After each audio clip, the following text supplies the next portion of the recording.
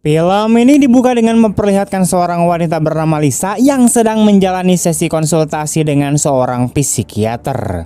Sejak kehilangan putra satu-satunya akibat kanker, Lisa mengalami depresi berat yang perlahan menghancurkan kehidupannya. Rasa kehilangan itu semakin menyiksa karena suaminya yaitu Eric yang seharusnya menjadi tempatnya bersandar justru sering berada jauh dari rumah. Sebagai petugas yang kerap menjalankan tugas di luar negeri, Eric sering meninggalkan keluarganya dalam waktu yang lama. Akibatnya, Lisa harus menghadapi masa-masa paling sulit dalam hidupnya seorang diri tanpa dukungan yang ia butuhkan. Namun sebenarnya Lisa bukanlah wanita biasa. Sebelum menjadi ibu rumah tangga, ia pernah bertugas sebagai anggota pasukan khusus Prancis sebagai unit militer elit yang menangani berbagai operasi berbahaya dan beresiko tinggi. Pengalaman serta pelatihan yang ia miliki menjadikannya sosok yang tangguh dan disiplin. Sayangnya, kematian putranya telah menghancurkan sebagian besar semangat hidupnya dan keteguhan hati yang selama ini ia miliki. Di sisi lain, Eric bekerja sebagai anggota divisi operasional Bea Cukai Prancis. Pekerjaan tersebut menuntut dedikasi penuh dan sering membuatnya harus berada jauh dari keluarga. Karena itulah, saat tragedi menimpa keluarga mereka, Lisa terpaksa menghadapi rasa kehilangan dan kesedihan seorang diri. Dalam sesi konsultasi tersebut, Lisa menceritakan bagaimana ia pertama kali bertemu Eric. Keduanya berkenalan saat terlibat dalam sebuah operasi gabungan anti terorisme dan penyelamatan sandera. Hubungan mereka berkembang dengan cepat dan 6 bulan kemudian Lisa mengandung anak mereka. Setelah putranya lahir, Lisa memutuskan meninggalkan dunia militer agar dapat fokus membangun kehidupan keluarga bersama Eric. Meskipun ia merasa sedikit bahagia karena Eric akan segera kembali ke Prancis, perasaan itu tetap tertutupi oleh luka mendalam yang belum berhasil ia sembuhkan. Après la naissance de Tom, j'avais plus la force. Il rentre quand? Il rentre demain. C'est la première fois que je vous vois sourire. Sementara itu, cerita berpindah ke Brazil. Di sana, Eric terlihat sedang menjalankan sebuah misi yang berakhir tragis. Dalam operasi tersebut, ia dibunuh oleh kelompok kriminal yang dipimpin seorang pria bernama Pisau.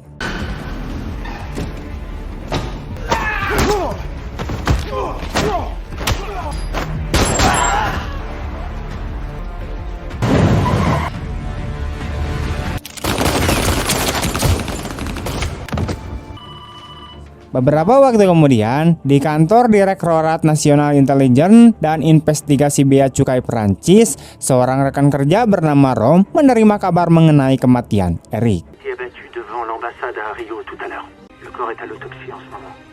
Tanpa membuang waktu, Rom segera menemui Lisa untuk menyampaikan berita duka tersebut.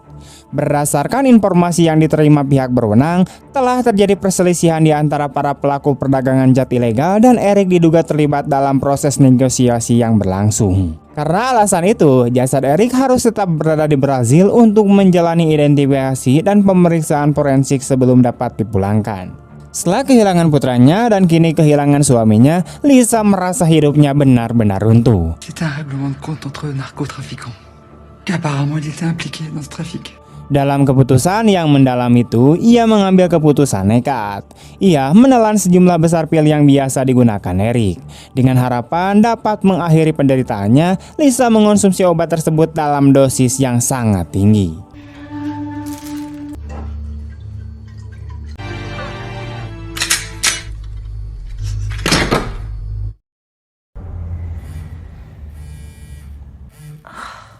Namun keesokan paginya, Lisa terbangun dalam kondisi yang sama sekali berbeda dari yang ia bayangkan. Ia tidak terbangun karena efek obat telah hilang, ataupun karena mengalami pengalaman aneh apapun. Ia terbangun karena ponselnya terus bergetar tanpa henti. Dengan kepala yang terasa sedikit pusing dan tubuh yang masih lemas, Lisa melihat pesan dari Rom yang mengingatkannya bahwa mereka harus berangkat ke Brazil hari itu juga. Yang membuatnya heran, obat dalam jumlah besar yang ia konsumsi ternyata hanya membuatnya sedikit pusing. Obat tersebut sama sekali tidak memberikan efek seperti yang ia perkirakan. Meski bingung, Lisa menyadari bahwa hidupnya masih berlanjut dan ia harus menghadapi kenyataan yang ada. Tu te rappelles qu'on doit être à l'aéroport dans 2 heures? Bien sûr, j'y serai. Keesokan harinya, Lisa dan Rom tiba di Rio de Janeiro dan langsung menuju kamar jenazah untuk melihat jasad Eric. Je tiens à vous prévenir, le corps de votre mari a été considérablement dégradé. Saat melihat tubuh suaminya yang dipenuhi luka tembak, Lisa tidak mampu menyembunyikan kesedihannya. Kehilangan yang selama ini terasa begitu jauh kini berada tepat di hadapannya. Malam harinya saat berada di hotel, Lisa mengambil kartu memori dari ponsel Eric dan mulai memeriksa isinya. Setelah berhasil mengakses data tersebut, ia menemukan sebuah rekaman wawancara yang mengungkap keterlibatan sebuah perusahaan farmasi bernama PDA dalam praktik pemalsuan produk obat-obatan. Penemuan itu membuat Lisa mulai menghubungkan berbagai hal yang sebelumnya terasa janggal. Ia teringat pada pil yang dikonsumsinya sebelum berangkat ke Brazil. Karena obat tersebut tidak memberikan efek sebagai mestinya, Lisa mulai mencurigai bahwa pil pullback yang ia minum sebenarnya merupakan produk palsu yang diproduksi oleh PDA. Pada saat yang sama, Rom menjelaskan bahwa secara resmi Eric tidak pernah ditugaskan untuk menyelidiki perusahaan tersebut. Namun, Lisa tetap merasa ada sesuatu yang disembunyikan. Kecurigaannya semakin besar karena pil-pil itu ditemukan di rumah mereka sendiri. Selain itu, mereka juga menemukan sejumlah surat elektronik yang dikirim oleh seorang agen Interpol bernama Richard kepada Eric. Temuan itu membuat Lisa menduga bahwa Eric diam-diam sedang terlibat dalam penyelidikan yang jauh lebih besar daripada yang diketahui atasannya. J'ai retrouvé plusieurs boîtes de Fupex dans ses affaires. Richard du Montier d'Interpol, c'est peut-être celui qui l'a trahi. Keesokan paginya, Rom memutuskan kembali ke Perancis. Sebaliknya, Lisa memilih tetap berada di Brazil untuk mencari jawaban mengenai kematian suaminya. Kalung Dewi Penghancur yang selalu ia kenakan seolah mengingatkannya bahwa masih ada sesuatu yang harus ia selesaikan. Tidak lama kemudian, Lisa mendatangi kantor polisi untuk menanyakan perkembangan penyelidikan kasus pembunuhan Eric. Namun pihak kepolisian menjelaskan bahwa penyelidikan masih berlangsung dan berjalan lambat. Tingginya angka pembunuhan yang terjadi di Brasil membuat kasus tersebut tidak menjadi prioritas utama dan diperkirakan akan membutuhkan waktu yang sangat lama untuk diselesaikan. Vous devriez rentrer chez vous et vous occuper de votre famille. Vous savez, il y a un homicide tous les 9 minutes presque. Saat berada di kantor polisi, Lisa tanpa sengaja melihat foto seorang pria bernama Piesao yang dipasang tidak jauh dari foto Eric. Merasa nama itu mungkin berkaitan dengan kematian suaminya, Lisa diam-diam mengambil foto tersebut dan menyimpannya. Beberapa waktu kemudian, Lisa menyewa sebuah penginapan sederhana di kawasan Papela untuk memulai penyelidikannya sendiri. Dari jendela kamar, ia melihat seorang pria membeli jat ilegal dari seorang pengedar bersenjata. Melihat kesempatan itu, Lisa mendekati pria tersebut dan mengatakan bahwa ia ingin membeli senjata. Pria itu kemudian membawanya menemui seorang pedagang senjata ilegal yang beroperasi dengan kedok sebagai penjahit. Setelah Lisa menunjukkan sejumlah besar uang, wanita tersebut memerintahkan anak buahnya untuk memperlihatkan berbagai jenis senjata yang tersedia. Namun situasi berubah ketika mereka mulai mencurigai bahwa Lisa adalah seorang polisi. Tanpa banyak bicara, anak buah wanita itu langsung menyerangnya.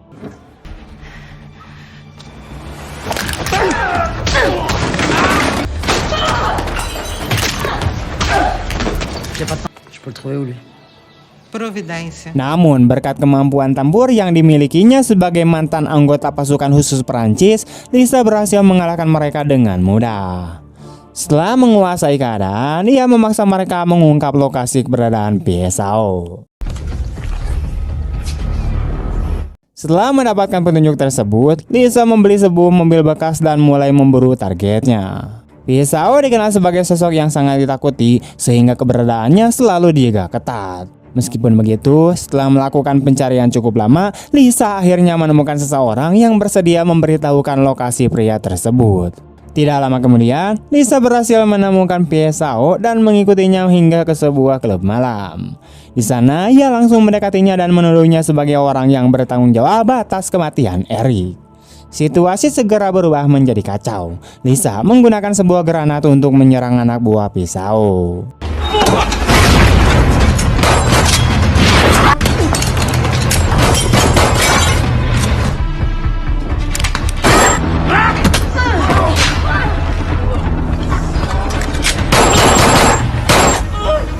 Setelah seluruh pengawalnya berhasil dilumpuhkan, Lisa mulai menginterogasi Piesao dan memaksanya mengungkap siapa orang yang telah memerintahkan membunuh Eric. Di bawah tekanan yang tidak mampu lagi ia tahan, Piesao akhirnya mengaku bahwa perintah tersebut berasal dari seorang kepala inspektur polisi bernama Luis Alpes. Setelah mendapatkan informasi yang ia butuhkan, Lisa langsung menghabisi pisau tanpa menunjukkan belas kasihan sedikit pun. Je suis désolé pour ton mari.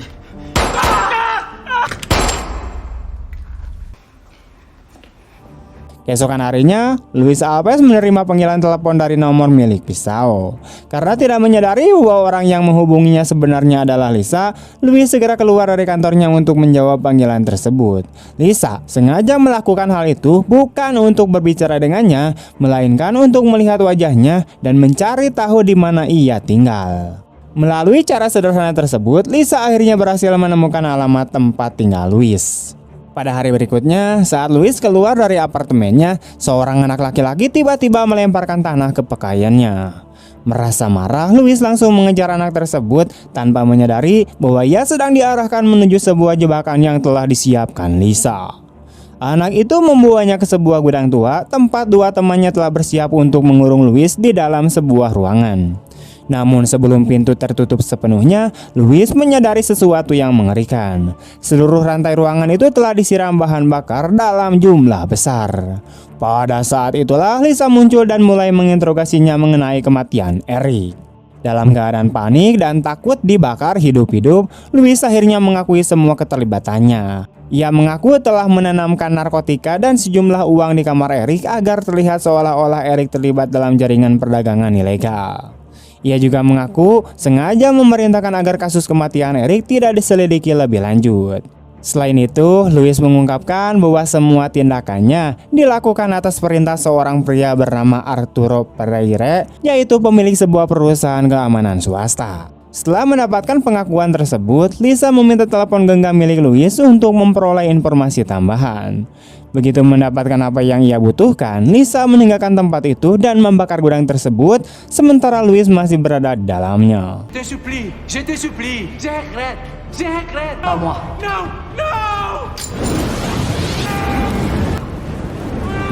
Dari informasi yang diperoleh, Lisa mengetahui bahwa Andres Barbosa merupakan klien terbesar sekaligus orang yang memiliki hubungan paling dekat dengan Arturo Pereira. Karena yakin Arturo adalah jalan menuju dalang sebenarnya di balik kematian suaminya, Lisa segera menghubunginya dan mengatur sebuah pertemuan pada hari berikutnya. Keesokan harinya, Lisa menyamar sebagai seorang wanita kaya yang sedang mencari jasa perlindungan pribadi.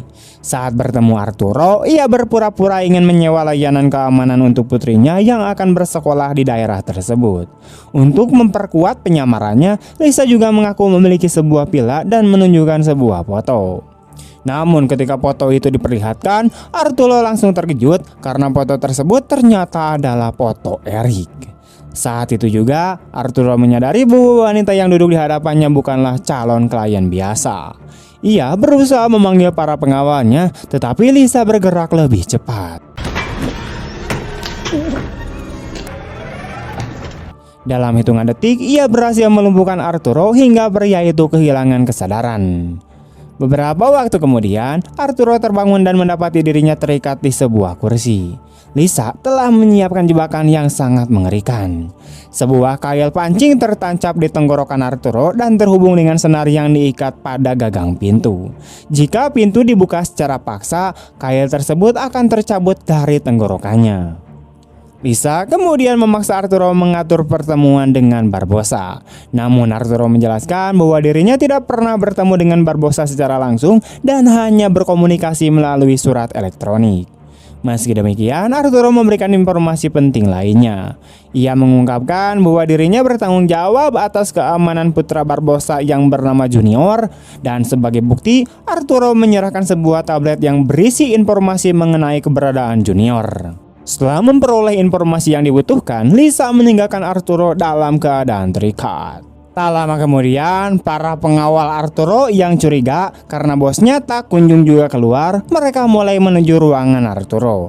Namun ketika mereka menabrak pintu secara paksa, jebakan yang dipasang Lisa langsung aktif dan menyebabkan Arturo mengalami luka yang sangat parah pada bagian mulut dan tenggorokannya. Senhora, momento. Documento. Ciao. Sementara itu, Lisa berhasil meninggalkan gedung sebelum siapapun menyadari apa yang sebenarnya terjadi.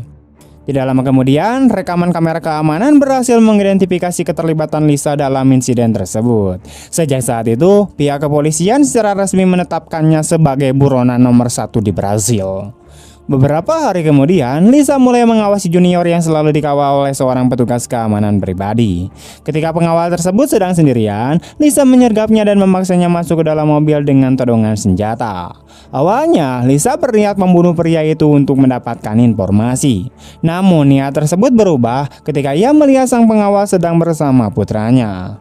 Melihat pria itu rela mempertaruhkan hidup demi keluarganya, membuat Lisa teringat pada dirinya sendiri. His mother was hospitalized last night, so Mr. Barbosa let me bring him along this morning. Sai do carro, espera papai lá fora, tá? Papai te ama. Dalam percakapan mereka, pengawal tersebut mengakui bahwa ia sebenarnya membenci pekerjaannya dan merasa malu karena harus bekerja untuk Barbosa. Namun, ia tidak memiliki pilihan lain karena harus menghidupi keluarganya.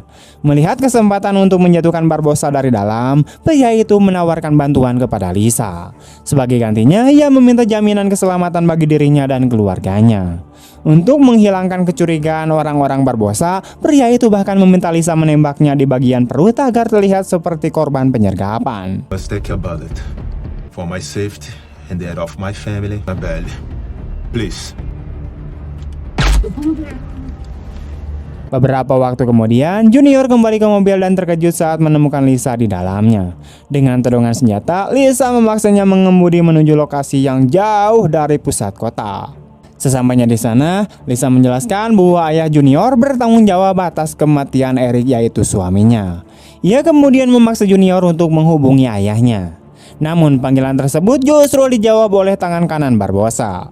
Meskipun mengetahui bahwa Junior telah diculik, pria itu sama sekali tidak menunjukkan kepedulian. Bahkan ia menyarankan Lisa untuk membunuh Junior karena menurutnya Barbosa memang tidak pernah menginginkan putranya sendiri. Untuk menunjukkan bahwa dirinya serius, Lisa melepaskan tembakan sebagai peringatan. Just a pain in the ass in my employer's. To save you time, he doesn't know anything about our operations at VD.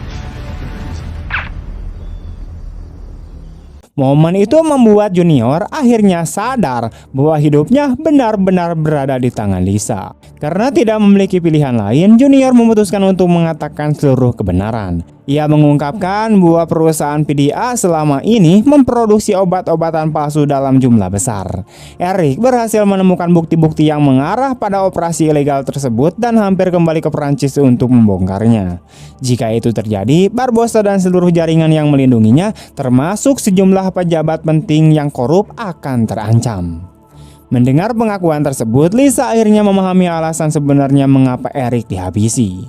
Suaminya ternyata berada sangat dekat dengan bukti yang dapat menghancurkan bisnis ilegal Barbosa dan seluruh jaringan yang melindunginya. Karena itu, Lisa memaksa Junior membawanya langsung ke pabrik PDA agar ia bisa melihat sendiri operasi yang selama ini disembunyikan. Keesokan harinya, Lisa dan Junior tiba di kompleks pabrik PDA. Sebagai wakil presiden perusahaan, Junior dapat masuk ke area tersebut tanpa menimbulkan kecurigaan. Sebelum memasuki bangunan utama, Lisa diam-diam mengaktifkan bom yang telah dipasang di mobilnya sebagai langkah antisipasi jika situasi berubah menjadi tidak terkendali. Sementara itu, seorang tentara bayaran bernama Ri mulai memperhatikan keberadaan mereka. Ri merupakan salah satu orang kepercayaan Barbosa yang bertugas menjaga keamanan operasi PDA. Sejak awal, ia merasa bahwa Lisa merupakan ancaman yang tidak boleh diremehkan. Saat berkeliling di dalam pabrik, Junior mulai menjelaskan cara kerja bisnis ilegal tersebut. Ia mengungkapkan bahwa PDA memproduksi salinan obat Pulbex dengan menggunakan nomor seri yang identik dengan produk asli. Dengan metode itu, setiap obat palsu yang dipasarkan akan terlihat sama persis dengan produk resmi, sehingga sangat sulit dibedakan oleh konsumen maupun pihak berwenang. Tidak hanya itu, Junior juga mengungkapkan fakta yang lebih mengejutkan. Banyak penduduk desa termasuk anak-anak dipaksa bekerja di fasilitas tersebut. Mereka diawasi oleh para tentara bayaran dan tidak memiliki kebebasan untuk meninggalkan tempat itu. Selama bertahun-tahun, mereka dijadikan tenaga kerja murah demi memperbesar keuntungan perusahaan. Ketika memasuki gedung tempat obat-obatan palsu akan dikemas, seorang penjaga yang tidak mengenali Junior mencoba menghentikan mereka. Namun Lisa bergerak lebih cepat dan berhasil melumpuhkannya sebelum alarm sempat dibunyikan. Quem é você? Yes. Setelah menguasai situasi, Lisa dan Junior memperingatkan para pekerja agar segera meninggalkan area pabrik. Mereka menjelaskan bahwa tempat itu akan segera menjadi medan pertempuran. Para penduduk desa pun mulai berlarian mencari jalan keluar, sementara Lisa memulai serangannya terhadap fasilitas tersebut. Tidak lama kemudian, baku tembak besar pun terjadi di seluruh area pabrik.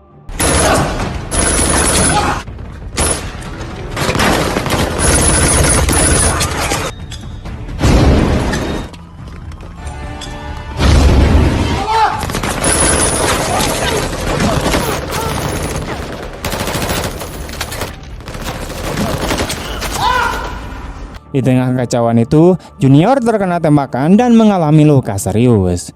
Menyadari bahwa dirinya mungkin tidak akan selamat, ia meminta sebuah granat kepada Lisa dan menyuruhnya melarikan diri sebelum semuanya terlambat. You have to go. Go! Engole essa, pai.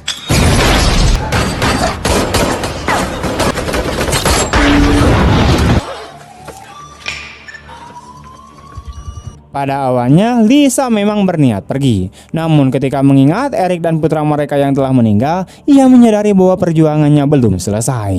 Alih-alih melarikan diri, Lisa memilih tetap bertahan di dalam pabrik dan memastikan operasi ilegal tersebut benar-benar berakhir. Setelah ledakan mereda, sejumlah penduduk desa menemukan Lisa tergeletak dalam keadaan tidak sadarkan diri di antara reruntuhan. Mereka segera membawanya kembali ke desa dan berusaha menyelamatkan nyawanya. Sesampainya di sana, seorang tabib desa mulai merawat luka-lukanya. Saat memeriksa kondisi Lisa, tabib tersebut menemukan sesuatu yang tidak terduga. Ternyata Lisa sedang kereneng. Dalam keadaan setengah sadar, Lisa mengalami sebuah penglihatan. Ia melihat Eric dan putra mereka yang telah meninggal seolah sedang menunggunya. Namun sesaat kemudian gambaran itu berubah. Lisa melihat dirinya sedang mengandung seorang anak. Tidak lama setelah itu, ia akhirnya membuka mata dan kembali sadar. Pada awalnya, Lisa merasa kecewa karena dirinya masih hidup. Setelah semua yang terjadi, sebagian dirinya berharap dapat kembali bersama Eric dan putra mereka. Namun sang tabib menjelaskan bahwa ia sedang mengandung anak Eric. Hal itu bisa terjadi karena sebelum berangkat ke Brazil, Eric sempat menanamkan buah-buahnya kepada tanaman Lisa, sehingga jadilah seorang anak. Kabar tersebut pun langsung mengubah segalanya. Untuk pertama kalinya sejak kematian suaminya, Lisa kembali memiliki alasan untuk terus hidup. Beberapa hari kemudian, kondisi Lisa mulai membaik. Ia dapat berjalan mengelilingi desa dan melihat kehidupan para penduduk yang selama ini menjadi korban operasi PDA. Saat itulah ia menyadari bahwa banyak obat produksi PDA beredar di desa tersebut.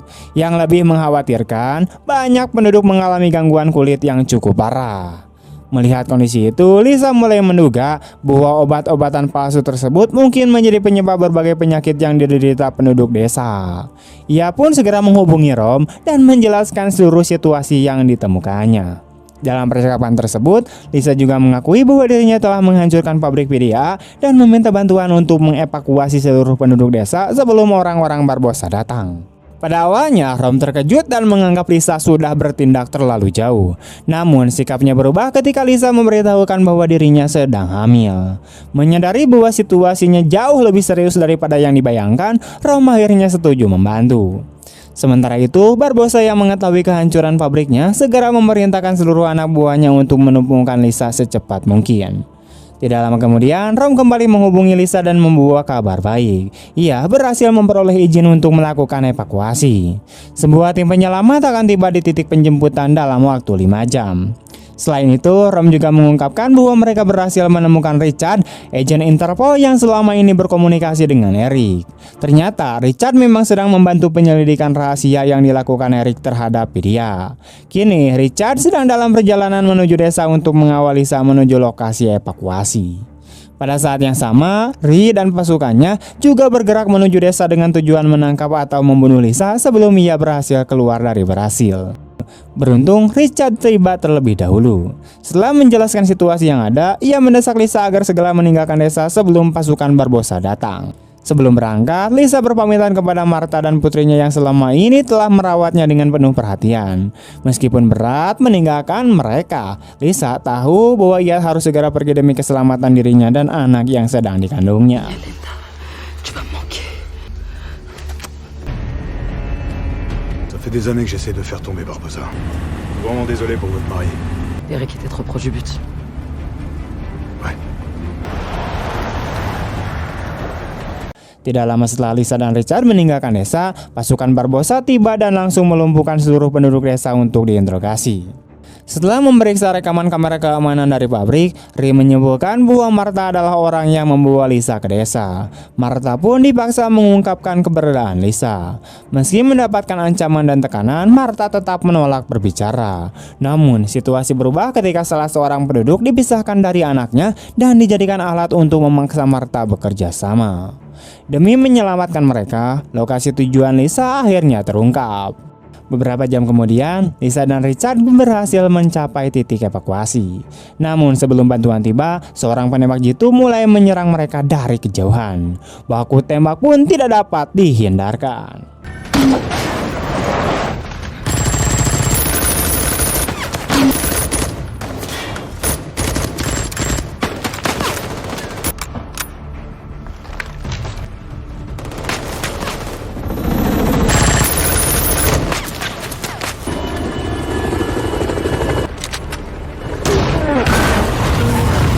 Di tengah pertempuran tersebut, helikopter evakuasi akhirnya tiba bersama tim penyelamat.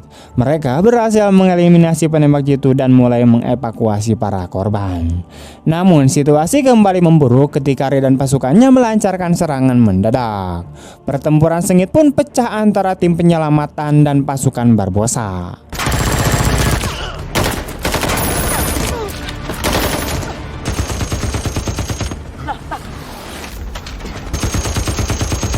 Allez, sautez!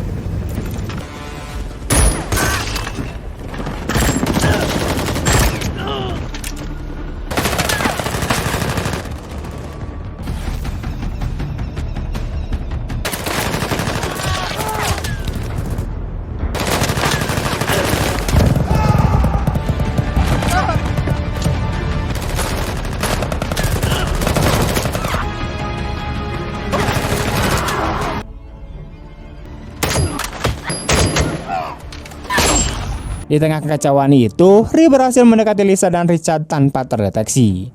Dalam serangan mendadak tersebut, Richard tewas di tangan Ri sebelum sempat memberikan perlawanan berarti. Setelah menyingkirkan Richard, Ri menantang Lisa untuk menghadapi dirinya secara langsung. Namun kali ini Lisa bukanlah wanita yang hancur karena kehilangan keluarganya, di mana ia telah menemukan alasan baru untuk bertahan hidup. Pertarungan brutal pun kemudian terjadi. Meskipun Ri merupakan petarung yang sangat berbahaya, Lisa akhirnya berhasil mengalahkannya dan mengakhiri ancaman terakhir yang selama ini memburunya.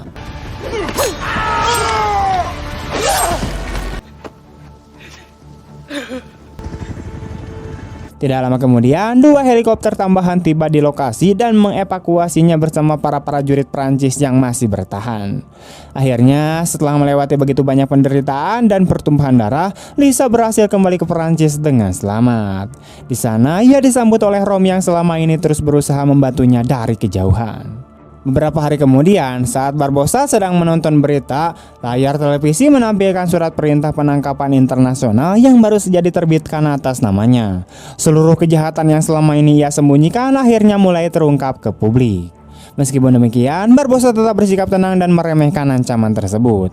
Namun tidak lama kemudian, pengawal pribadi Junior memasuki ruangan. Pada saat yang sama, Lisa muncul di layar televisi dan menyampaikan pesan yang ditujukan langsung kepada Barbosa. Dalam pertanyaannya, Lisa menegaskan bahwa ia tidak akan berhenti sampai seluruh pihak yang terlibat dalam kematian Eric mempertanggungjawabkan perbuatannya. Dan kini, Lisa bukan lagi buronan di Brazil. Barbosa hanya menanggapinya dengan senyuman meremehkan. Namun beberapa detik kemudian, pengawal Junior menembaknya hingga tewas. Je suis intouchable. Et toi, tu seras à l'abri.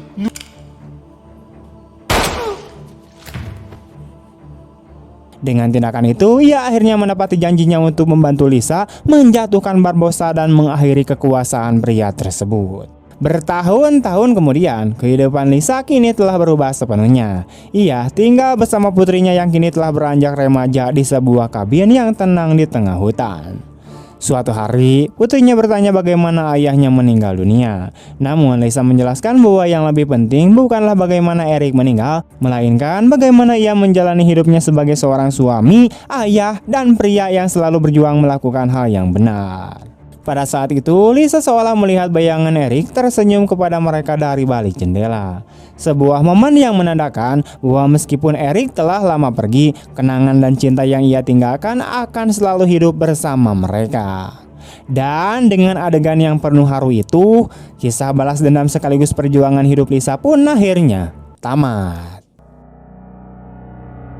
Oke teman-teman, sekian dulu untuk video hari ini. Bagaimana tanggapan kalian tentang film ini? Tulis di kolom komentar. Dan jika kalian suka dengan video ini, jangan lupa untuk like, comment, share kemanapun kalian suka. See you next time and bye-bye.